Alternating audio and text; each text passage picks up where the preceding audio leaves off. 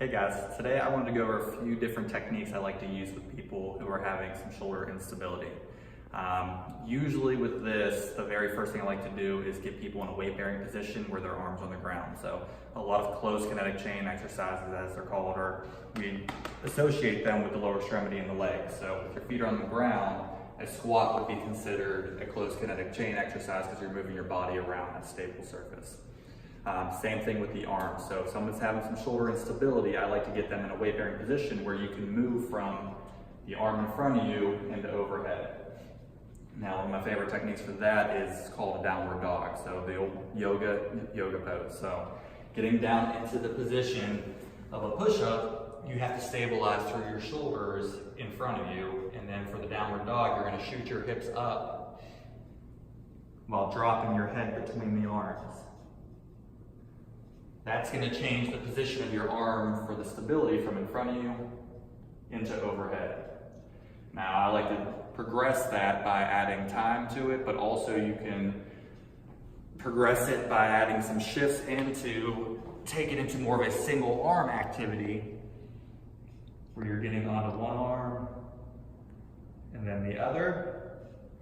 And then a second progression can be a leg touch. So I like to reach across the opposite leg, working on that shoulder stability overhead.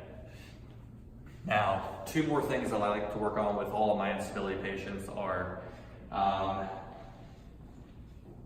kettlebell back and kettlebell up, bottoms up facing exercises. Now, a lot of the times I'll start this with a half kneeling at the wall kettlebell press.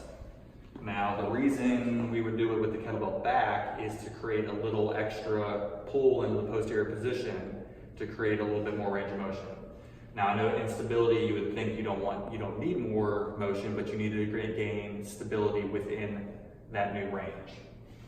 So, getting the kettlebell with the weight on the back side, pressing up and allowing it to pull you back a little bit while you're stabilizing.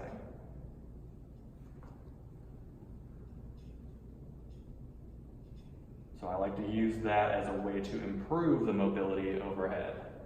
Now, once that mobility is improved, then you're going to switch to a bottoms up position, which is going to add that extra stability that you're looking for.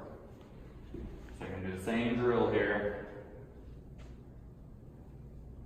but pressing it overhead. Now, it's really going to challenge the stability in the shoulder as you're going into that overhead position.